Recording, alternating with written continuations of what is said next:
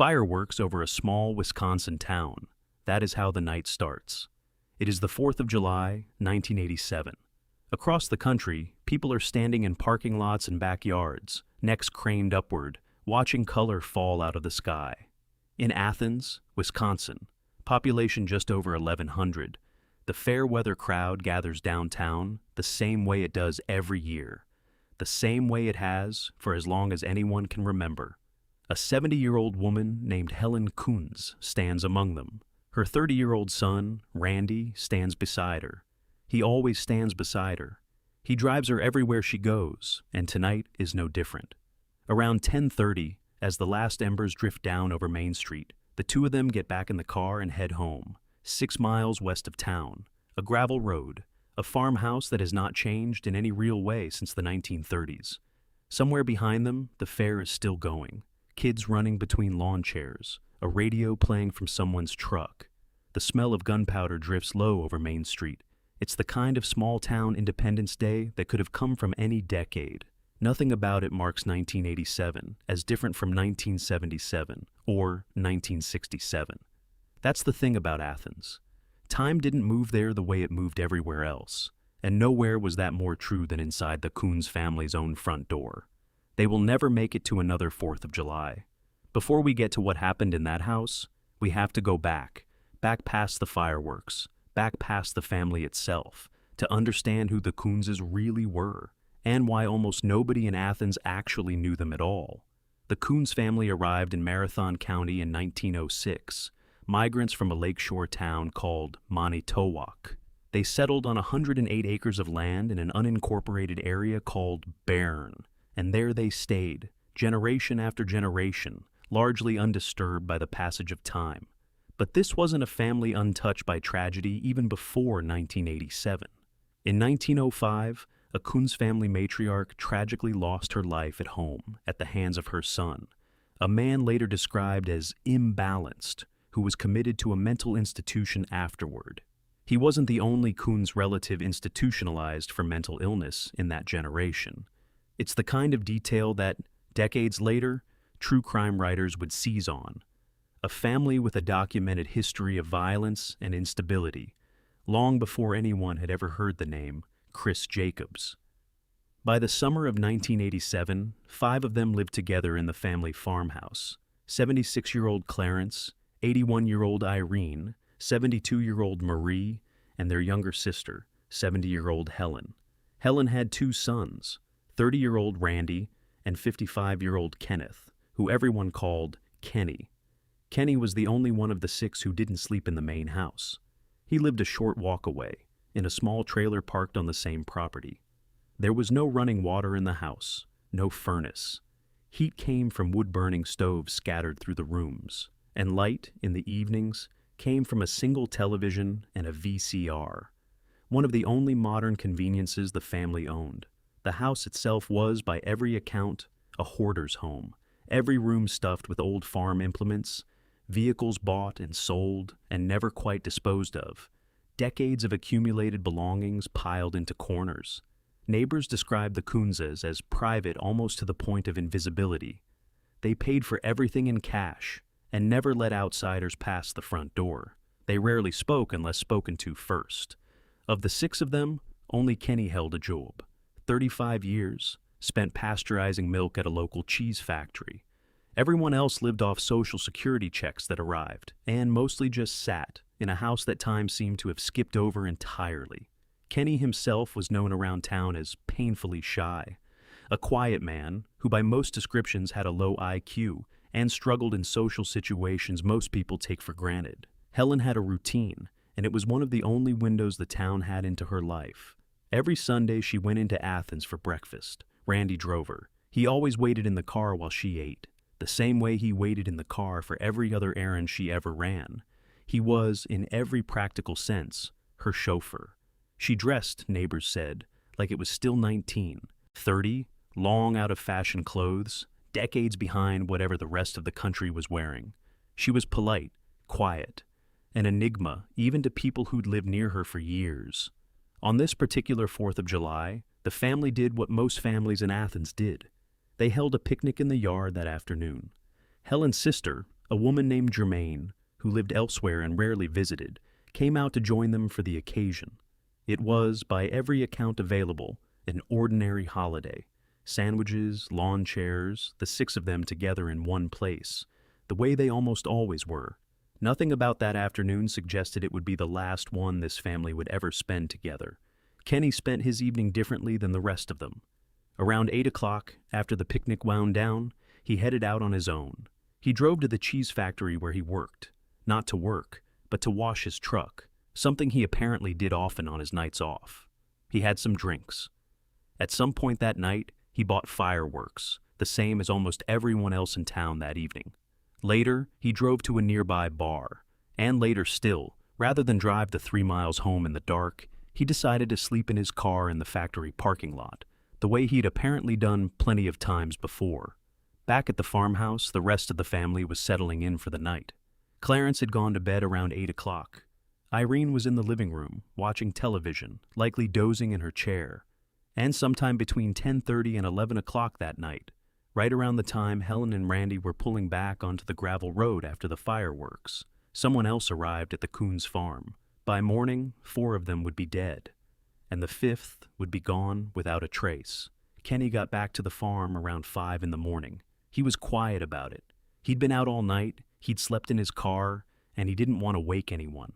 But something felt wrong before he even reached the door. Randy's car wasn't parked where it usually was. It was sitting instead in the middle of the garden Kenny had freshly tilled the day before, something neighbors said they'd never once seen happen. And the radio inside the house was on, loud, at 5 in the morning, which nobody in that family ever did. He walked toward the house, and the first thing he saw was his Aunt Marie near the back porch door, not moving.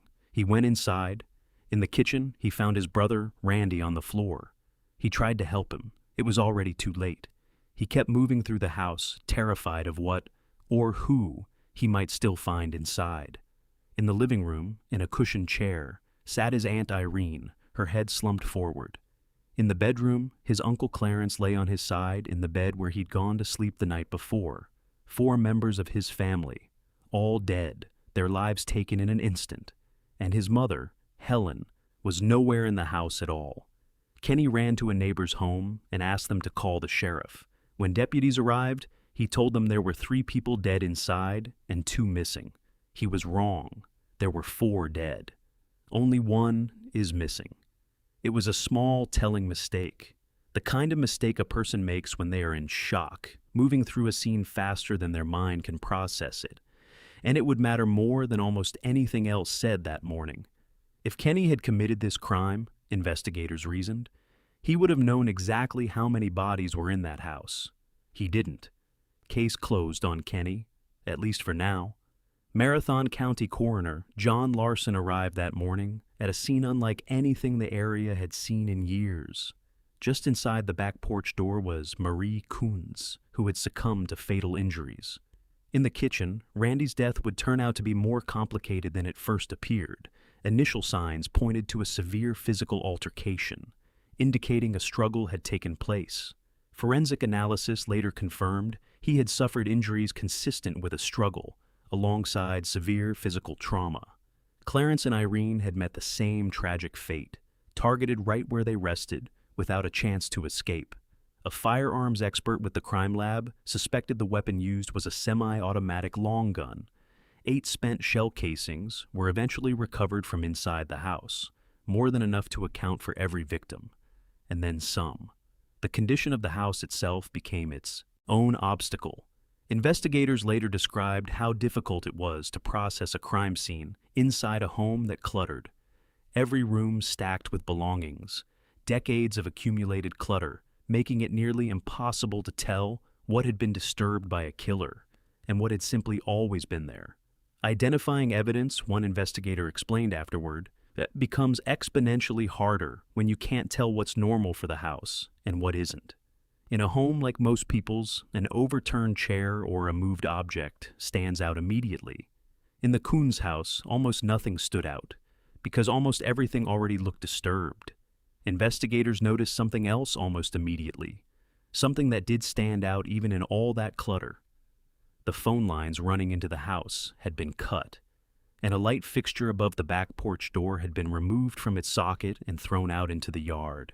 Whoever had done this hadn't stumbled into an accident.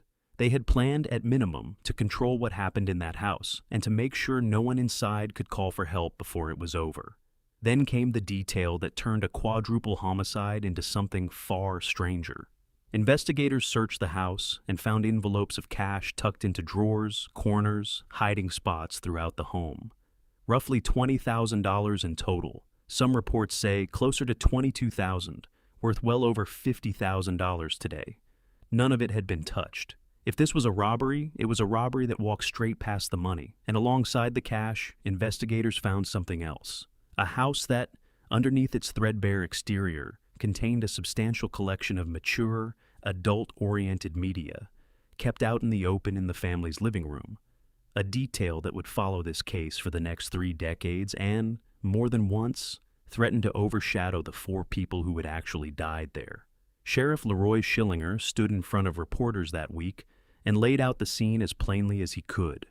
Detective Harold Bean told the press that investigators had 5, 6, 7 working theories, and that some of them accounted for the possibility that Helen Kunz was still alive.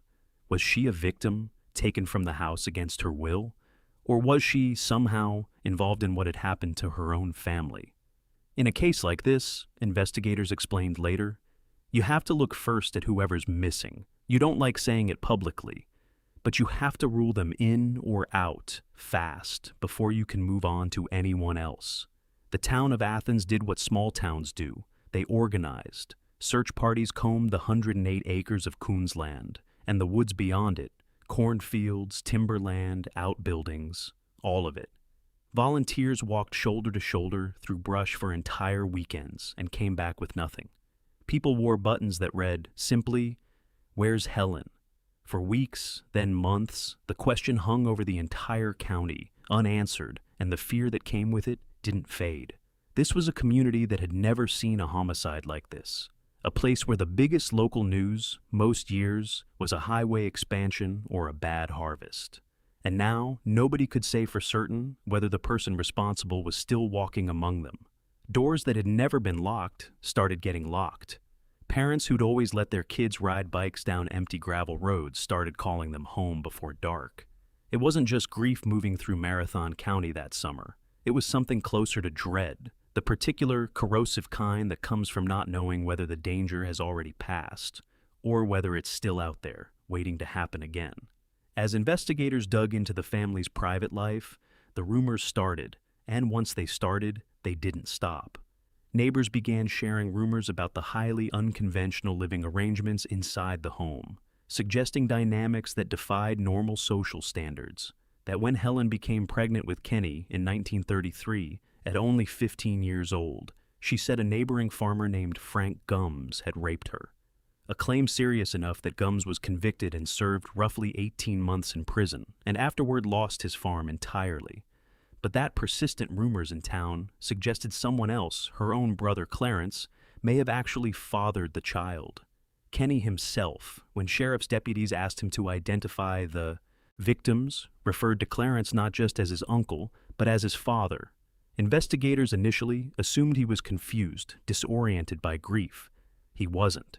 He meant it, and he said as much again in later interviews. Rumors extended even to Randy. Some in town believed he, too, may have shared the same father. None of this had ever been proven. None of it, as investigators would eventually have to admit, had anything directly to do with who pulled the trigger. But in a case with almost no hard evidence in its first days, rumor filled the space where facts should have been. And it would keep doing that for years, shaping how the public saw this family long before anyone knew who had killed them. Then, on July 8th, 4 days after the murders, a new piece of information reached investigators. A reporter with the Associated Press had been interviewing a clerk at the local hardware store, and the clerk mentioned something odd. A few weeks earlier, Helen Kunz had come into the store to order a toaster, and while she was there, she had also bought a box of .22 caliber shells. It was an ordinary transaction at first. A toaster, a box of ammunition, the kind of small errand Helen ran into town for all the time. When the clerk asked what the shells were for, Helen said they were for her son to deal with blackbirds that had been bothering the property. It was a plausible enough answer for a farm that had lived off the same land for 80 years. But there was something else. Helen, usually so quiet, so composed, had seemed furious that day. She told the clerk she was highly frustrated with her family's lifestyle and choice of entertainment, claiming it made her angry enough to snap. She said it more than once, grinding her teeth as she spoke. The murder weapon was a .22 caliber firearm. Investigators searched the Kunz house and did find a rifle of the same caliber, but cobwebs had formed inside the barrel, evidence that it hadn't been fired in a long time. Still, the timing of Helen's purchase, paired with what she'd said in that store, was enough to keep her name on the suspect list for months. Was this a woman who had finally, after a lifetime of the same four walls, snapped? Had she grabbed what cash she could carry and fled before her son came home? There was a second theory taking shape as well, one that would resurface later in a courtroom. Randy Kunz, some in the area suggested, might have been involved in illicit transactions. This was a period when rural Wisconsin was seeing a rise in drug activity spreading out from larger cities, and investigators had heard whispers that Randy, reclusive and low profile, fit the exact profile of a small-time dealer who wouldn't draw attention. If that was true, maybe this wasn't a robbery or a family implosion at all. Maybe it was a debt that came due on the worst possible night. For 9 months, none of it went anywhere. No arrest, no answers, and no Helen. Then, in March of 1988, 2 boys out fishing near Medford caught a smell they wouldn't forget. It led them to a body in the water, decomposed, difficult to identify, roughly 19 miles from the Kunz farmhouse. Investigators would later explain that the elements in the passage of time made recovery and identification extremely difficult. Dental records and what remained of the body confirmed what the county had feared for 9 months. It was Helen. She had lost her life in the same tragic manner as the rest of her family. Read that carefully. 9 months. That's how long it took just to know, for certain, that all 5 members of this family were dead. Her death didn't just close the loop on a missing persons case. It eliminated her, once and for all, as a suspect. Whatever had happened at that farmhouse on July 4th, Helen Kunz had not walked away from it. She had been taken from it and killed somewhere else entirely, in a place chosen specifically because no one would ever think to look there. Every case on this channel isn't just a story. It's weeks of digging through records, verifying facts, and piecing together real lives that were lost. Each episode takes nearly 15 days of research and long nights chasing the truth. We do this because these stories matter, and someone out there still deserves to be remembered. If you want us to keep uncovering the truth behind these mysteries, please take a second to like, subscribe, and tell us in the comments which part of today's case hit you the hardest. Your support keeps us going, and if you want to watch more solved cold cases, the links are waiting for you in the description below. Now, let's get back to the case. Even before Helen's body was found, investigators already had a name they kept coming back to: Chris Jacobs III, a 21-year-old farmer from across the county line in Taylor County. Jacobs had purchased a used car from the Kunz family sometime before the murders, one of the only outsiders on record who'd had any real interaction with the household at all. Kenny himself had mentioned Jacobs to deputies early on, along with a few other young men who'd bought old vehicles off the family over the years. Investigators knew Jacobs too, for a different reason. Not long after the murders, he was arrested for stealing a car, stripping it down, and dumping the parts in a marsh near his own property, the same general area where Helen's remains would later surface. In January of 1988, police brought Jacobs in for questioning about the Kunz murders directly and held him over a weekend. They didn't have enough to charge him yet, and he walked free. But detectives kept working. They took plaster casts of tire tracks found near the Kunz garden, about a quarter mile from the house, tracks that didn't belong to any vehicle that should have been there, and compared them to the tires on Jacobs's car. Detectives noted the specific front and back tire configuration, the kind farmers rotate seasonally, and it matched what they'd found in the dirt. They searched his property and found dozens of bullets and shell casings consistent with what had been recovered from the Kunz home. A match, investigators explained, that comes down to firing pin marks and breech marks stamped onto every casing a weapon ever fires, as distinct as a fingerprint. And a local woman named Alice, who'd driven past the Kunz farm the night of the murders, had described being blinded by a handheld spotlight from a car waiting near the property's entrance, a car that followed her briefly before turning back toward the farmhouse. Investigators later found a spotlight matching that description in Jacobs' own car. There was more. A man named Wayne Weiler came forward and told investigators that Jacobs had spoken to him before the murders about a plan to rob the Kunz family, that Jacobs had seen the money in that house and wanted it. By the time charges were filed, the case had already saturated local media for a full year. Reporters from Milwaukee and beyond had made the trip to Marathon County more than once, and the details, the isolation, the cash, the rumors, had traveled well past the county line.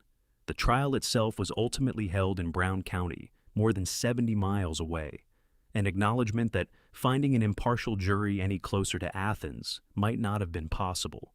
In August of 1988, prosecutors charged Chris Jacobs with 5 counts of first-degree murder as a party to the crime, a legal theory suggesting he may not have acted entirely alone. Their case, presented at trial in October of 1989, went like this. Jacobs had been to the Kunz house before to buy that car and collect its bill of sale. While there, he'd seen the cash the family kept lying around in plain view. He came back a month later, intending to rob them. And something went wrong. Randy, prosecutors argued, tried to fight back. A struggle broke out. And once it started, whoever was in that house made sure there would be no witnesses left behind, which meant Helen, too, had to be taken and silenced. It was, by every measure, a circumstantial case.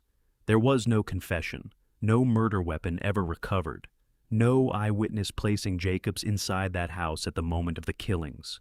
What prosecutors had was tire tracks, shell casings, a spotlight, and a second-hand account of a robbery plan, physical evidence and testimony that put him near the crime and gave him a motive, but nothing that directly put the gun in his hand.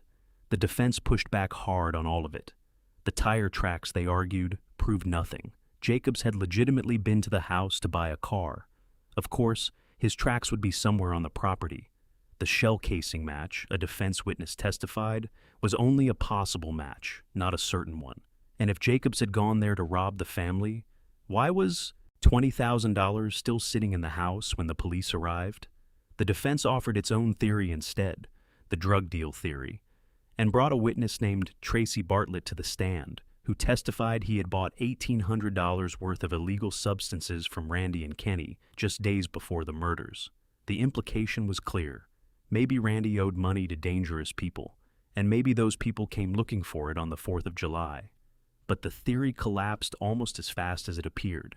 Investigators found no evidence of any illicit activity in the house, no packaging or equipment of that nature. And it later came out that Bartlett had been in jail during the exact period he claimed to have bought drugs from the brothers, which gutted his credibility on the stand. The trial lasted about a month. Jacobs never took the stand in his own defense. His mother did, however, testify that he had been with her that night, helping deliver a calf around 11 o'clock, an alibi that placed him nowhere near the farmhouse at the time investigators believed the murders occurred. After roughly 10 hours of deliberation, the jury sent a note back to the judge. They wanted the legal definition of intent to kill clarified. It's a small detail, but it matters. It suggests the jury wasn't necessarily convinced Jacobs was innocent of being there that night. They may simply have struggled to agree, beyond a reasonable doubt, on what he'd intended to do once he was. Not guilty. All 5 counts. The reaction in the courtroom and across the county was disbelief. A local journalist who covered the verdict later said her hands were physically shaking as she typed the story that day. She'd expected a conviction. Almost everyone had. Instead, a man many in Athens believed had murdered an entire family walked out of the courthouse a free man. And under the law, he could never be tried for those 5 murders again. Some jurors, years later, signed affidavits claiming their verdict meant they believed Jacobs hadn't even been at the Kunz residence that night, a claim his defense would try to use in the years ahead, though courts would ultimately reject it as a basis for blocking any future charges. Sheriff's investigators, standing in front of reporters after the verdict, didn't hide their frustration. Technically, they said, "This case remains open, but we believe we had the right man." The case went cold. Officially, it stayed open. Unofficially, most people in Marathon County had stopped expecting an answer. For 4 years, that's exactly what happened. Nothing. Then, in 1993, an investigator's phone rang. Chris Jacobs had an ex-girlfriend named Stacy Weiss. According to what she eventually told the Marathon County Sheriff's Department, she and Jacobs had been driving home from a bowling league sometime around 1991 when he turned to her and asked a question that had nothing casual about it. "If I told you I killed the Kunz family, what would you think?" And then, she said, he told her. Not just told her, he drove her there, to the house, to the garden where the tire tracks had been found, and finally to the marsh, 19 miles away, where Helen's body had been pulled out of the water 3 years earlier. He showed her the exact spot, she said, claiming that was where Helen's life was taken, and, by her account, that he had done it to prove to himself and to her that he was a man. It's worth pausing here. Weiss had her own legal troubles, an outstanding robbery charge in another state, and in exchange for her cooperation and testimony, she received a plea deal. The defense would spend years arguing that this fact alone made her account worthless, a story built to save herself rather than tell the truth. But prosecutors believed her, enough to act on it in a way that hadn't been tried before. There was a problem, though, and it was a serious one. Jacobs had already been acquitted of murdering the Kunz family. Under the Fifth Amendment to the United States Constitution, a person cannot be tried twice for the same crime, double jeopardy. It's one of the oldest protections in American law, and on its face, it should have ended this before it started. But prosecutors found a narrow legal path forward. Jacobs had been tried for murder, for causing the deaths of 5 people. He had never been separately charged with the act of kidnapping Helen Kunz, restraining her, moving her against her will before she died. Kidnapping and murder, under Wisconsin law, are not the same offense, even if they arise from the same underlying set of events, on the same night, against the same family.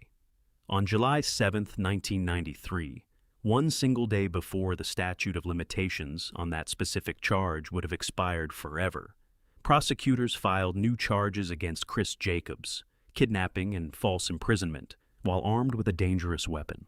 Jacobs fought it immediately, arguing this was double jeopardy and everything but name. Even journalists covering the story at the time weren't sure it was legal. A circuit court judge disagreed with Jacobs, though, and rejected his motion to dismiss in January of 1994. Jacobs appealed. The Wisconsin Court of Appeals sided with the state as well, ruling that his murder acquittal had never actually resolved, one way or the other, whether he'd kidnapped Helen Kunz. He took it all the way to the United States Supreme Court, which, in June of 1996, declined to even hear the case. It's worth understanding why that argument mattered so much, and why it took 3 separate courts to resolve. The whole point of the double jeopardy clause is to stop the government from getting a second, third, or fourth chance to convict someone of the same wrongdoing just because the first attempt failed. If prosecutors could simply relabel a rejected murder case as something else and try again, the protection would mean almost nothing. Jacobs' attorneys argued that's exactly what was happening here, that Helen's abduction had already been presented to the first jury as part of the murder case, and that jury had rejected it along with everything else. Some of those original jurors, in fact, signed statements years later saying that's precisely what they believed they'd decided. But the appellate courts drew a narrower line. Under the legal tests they applied, 2 charges only count as the same crime, if proving one automatically proves the other, with no separate facts required. Murder and kidnapping, under Wisconsin law, are not built from identical elements. A person can be found not guilty of causing someone's death without a jury ever having formally decided whether that same person committed a kidnapping along the way. It's a technical distinction, and to a lot of people watching from Athens, it may have felt like a loophole. But it was a loophole the courts, all the way up through the federal system, agreed was real. The path was clear. It had just taken 3 years of legal argument to get there. While free on bail awaiting this new trial, Jacobs found himself in fresh trouble, charged separately with bail jumping and disorderly conduct after threatening a former co-worker. a violation of the conditions that had kept him out of custody. It did nothing to help the image jurors would eventually form of him. The second trial began in June of 1998, nearly 11 years after the murders. This time, prosecutors could bring in evidence the first jury never heard. Because Jacobs hadn't testified in 1989, his prior conviction for stealing and stripping a car, then dumping the parts in a marsh close to where Helen's body was later found, had stayed out of that courtroom entirely. This time, a judge ruled it admissible as what's legally called other acts evidence, past conduct that can help establish a pattern, even if it isn't the crime being tried. It came in, and jurors heard it. And this time, there was Stacy Woos on the stand, describing a confession no jury had ever heard. 8 days of testimony, the tire tracks, the shell casings, the spotlight, the prior conviction, and Weiss's account of a drive to a bowling league that ended with a confession, a tour of a murder scene, and, according to her testimony, Jacobs telling her he had done it to prove to himself that he was a man. The defense worked to dismantle her credibility the same way they had in the first trial's aftermath, reminding jurors that Weiss was, by her own admission, someone with an outstanding robbery charge hanging over her head, someone who had a documented incentive to tell prosecutors exactly what they wanted to hear. It wasn't a new strategy. It was, in fact, one of the only strategies available, because so much of the physical evidence in this case had already survived one trial intact. The tire tracks were the same tire tracks. The shell casings were the same shell casings. What had changed was the law that once kept certain facts out of the courtroom, and a jury willing to hear all of it together for the first time. The jury took 4 hours to reach a verdict. 4 hours after 8 days of testimony spanning 11 years of investigation. A number that, on its own, suggests a jury that didn't spend much time in genuine doubt. Guilty. Kidnapping and false imprisonment of Helen Kunz, committed while armed with a dangerous weapon. Let that sink in. 11 years after 4 members of a family were shot to death in their farmhouse, and after Chris Jacobs had already been acquitted of killing all 5 of them, a Wisconsin jury finally held him responsible, not for murder, but for what happened to the one person taken alive from that house. On August 21st, 1998, Circuit Judge Donald Fox handed down the maximum possible sentence, 31 years in prison. Even the prosecutor, who had spent over a decade pursuing this case, didn't sound satisfied standing outside the courthouse that day. Asked if he was happy with the outcome, he said simply that no one should be happy. 5 people were dead. And now, a young man was going to prison for one crime tied to their deaths, not for the deaths themselves. By the time his name first reached investigators, Chris Jacobs already had a local reputation, not as a violent man, but as a troublemaker, someone known around Taylor County for petty theft and for tinkering with cars he didn't always own legally. He liked to fix up old vehicles, which is part of why buying a used car from a family like the Kunzes wouldn't have struck anyone as unusual at the time. He was 21 years old when the murders happened, young, local, the kind of person nobody in Athens would have looked at twice on any ordinary day. Chris Jacobs III grew up not far from the Kunz family, close enough to know them, close enough to buy a car from them, close enough that his own tire tracks were expected to be somewhere on that property. That proximity, a man who wasn't a stranger, who had stood inside that house, who had likely seen the same cash Helen kept lying in plain sight, is part of what makes this case as unsettling as it is. This wasn't a random act carried out by someone who appeared out of nowhere. This was, by every piece of evidence prosecutors ever assembled, someone who had already been let inside. Jacobs never confessed publicly and never has to this day. He has always maintained his innocence, insisting the girlfriend who put him at that murder scene and inside that marsh was lying, to save herself from her own legal troubles in another state. His appeals continued for years after his conviction, each one rejected. A reporter for the Milwaukee Sentinel, who had covered the case from the beginning, eventually wrote an entire book about it, laying out the family's history, the crime scene, and the trial in detail. A book that, even decades later, remains one of the only comprehensive accounts of what happened to the Kunz family, though even that account leaves the central question unanswered. Not everyone in Marathon County was or is convinced. In the years since his conviction, a small number of advocates have taken up Jacobs's case publicly, arguing the physical evidence against him was thinner than it looked, that tire tracks and shell casings placed him near a house he'd already admitted visiting to buy a car, and that Stacy Weiss, the woman whose testimony sealed his conviction, had every reason to tell investigators whatever would keep her out of a prison cell of her own. It's a theory that leans hard on the drug debt narrative the first jury heard and didn't believe. Whether you find it persuasive likely depends on how much weight you give to a single witness's word.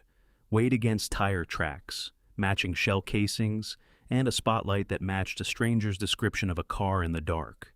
Kenneth Kunz, the man who found his family's bodies at 5 in the morning, who spent the rest of his life as the last surviving member of that household, never saw the case fully resolved. He died in 2001, roughly 14 years after the murders, having watched the only person ever charged walk free once, get convicted of a lesser crime the second time, and never once face a jury on the actual killings of his brother, his aunts, and his uncle. Chris Jacobs completed his sentence and was released on February the 4th, 2020.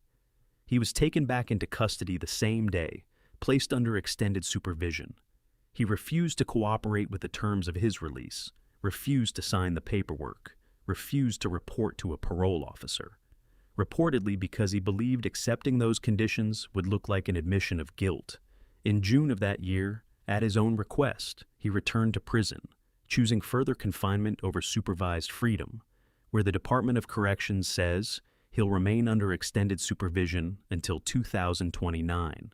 Think again about who these people actually were, underneath everything the rumors and the headlines turned them into. A 70-year-old woman who went to breakfast in town every single Sunday, and whose son waited outside in the car every single time, without fail, for years. A 30-year-old man who spent his final evening exactly where he'd spent every other 4th of July, at the fireworks, driving his mother home afterward the same way he always did. A man who pasteurized milk at the same cheese factory for 35 years, who came home that morning not expecting anything at all, and found the worst morning of his life waiting for him instead. 2 elderly sisters who went to sleep in their own living room the way they had for years, and never woke up.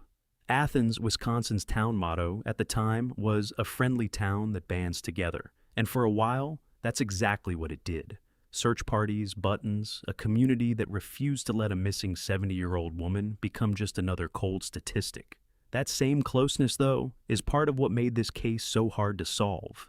A family that kept to itself, that completely, in a town where everyone else knew everyone else's business, left investigators working almost entirely from rumor and circumstance, instead of the kind of first-hand knowledge that usually cracks a case like this open early. 4 members of the Kunz family died in that farmhouse on the night of July the 4th, 1987. Their sister and mother, Helen, was killed somewhere else entirely, her body left in a marsh 19 miles away, not found for 9 months. From the night of those murders to the day a jury finally convicted anyone connected to this case, 11 years, 1 month, and 17 days passed. 11 years. For one conviction.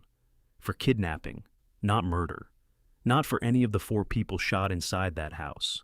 Chris Jacobs is, as of this recording, still the only person the state of Wisconsin has ever formally connected to what happened at that farmhouse. And he is, at the same time, a man the state of Wisconsin has never actually convicted of killing anyone. Both of those things are true at once, and they've been true for over a quarter of a century now.